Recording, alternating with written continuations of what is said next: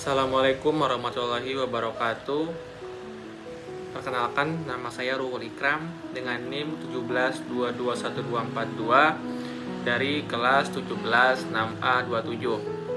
Oke, pada video kali ini saya akan melakukan pembahasan dari mata kuliah agama, pendidikan agama, dengan konteks yaitu dampak genosida di Palestina terhadap perekonomian global.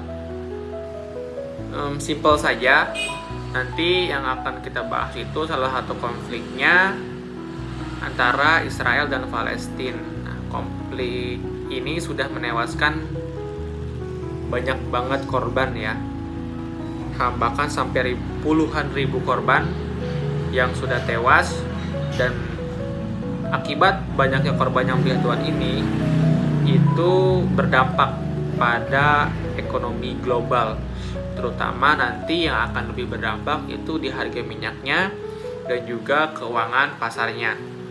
Oke, nanti kita akan bahas dari beberapa poin. Yang pertama itu kita akan bahas dulu faktanya dan juga korban jiwa yang berjatuhan di konflik antara Israel dan Palestina. Nah, data terbaru dari OCHA menunjukkan lebih dari 17.000 warga Palestina yang meninggal.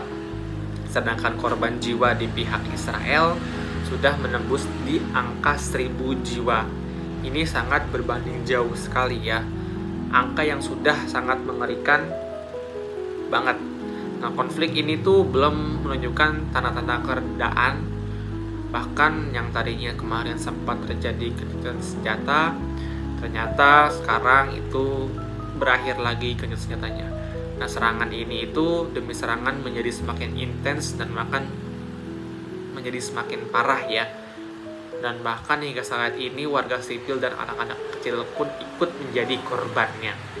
Oke, nah yang kedua, dari konflik ini kenapa nanti penting bagi sekitarnya atau bagi globalnya.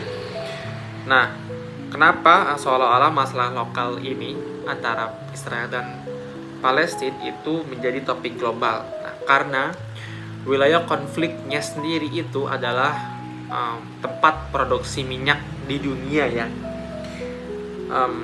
Bayangkan aja negara-negara Uni Emirat Arab seperti Arab Saudi, Irak, Iran, dan sekitarnya itu semuanya berdekatan ya dengan satu garis api. Nah, kalau ada eskalasi intrusi minyak langsung jadi panik gitu di sekitarnya karena yang memang masih satu wilayah. Kemudian dampak pada harga minyaknya itu sendiri, apalagi di area global.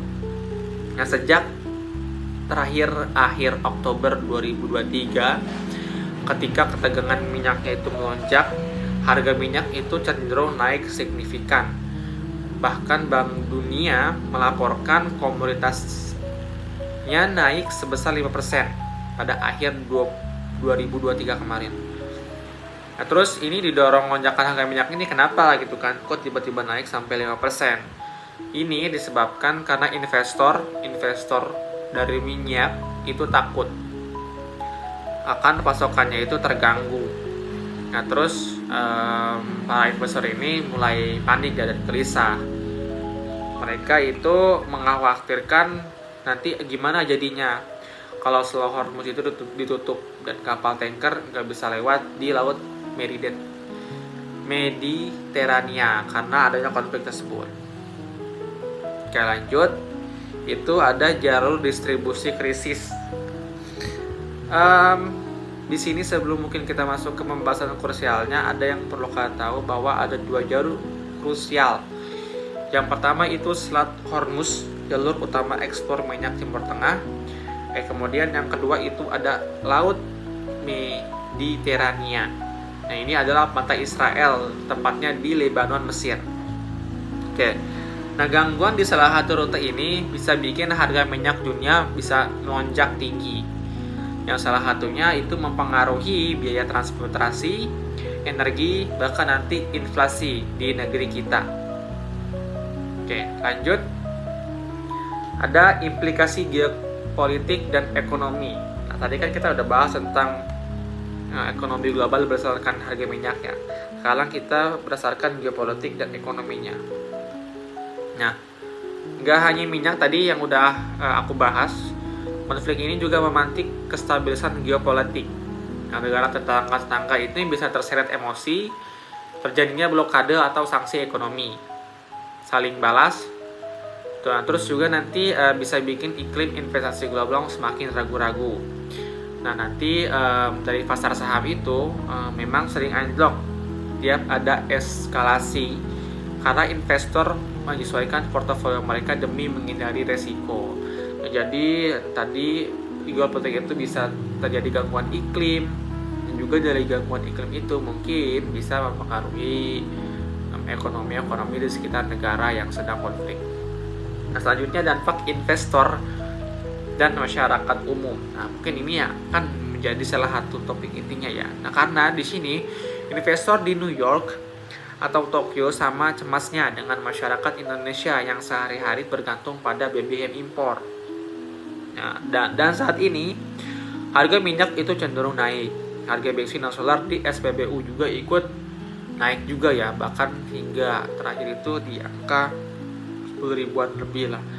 Nah, dari biaya logistik yang naik, ongkos transportasi juga ikut naik pastinya, dan ujung-ujungnya nanti harga barang-barang pokok di masyarakat pun ikut naik juga.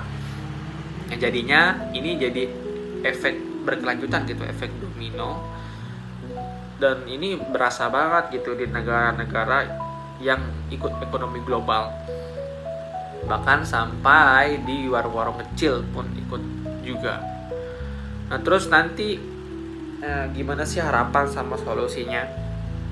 Nah, mungkin apa yang kita bisa harapkan ya, pertama ini gencet senjata dan upaya diplomasi dulu yang secara intensif dari kedua belah pihak. Kemudian yang kedua itu diversifikasi ya sumber energi dan berkomitmen pada energi yang terbarukan, bisa mengurangi ketergantungan kita terhadap sumber minyak yang terus berkurang ini. Terus juga yang ketiga itu dukungan internasional untuk bantuan kemanusiaan di Gaza dan sekitarnya ya, karena yang kita lihat memang sangat butuh ya bantuan di kemanusiaan, terutama di Gaza itu sendiri. Oke, mungkin itu saja pembahasan aku hari ini tentang dampak gencatan senjata Palestina terhadap ekonomi global. Sebelumnya mohon maaf juga kalau misalnya ada salah-salah kata atau penyebutan. Bisa kalian komen di kolom komentar. Sebelumnya terima kasih juga untuk dosen pengampu yaitu Ibu Desi. Saya Ruhul Ikram, pamit undur diri. Dadah.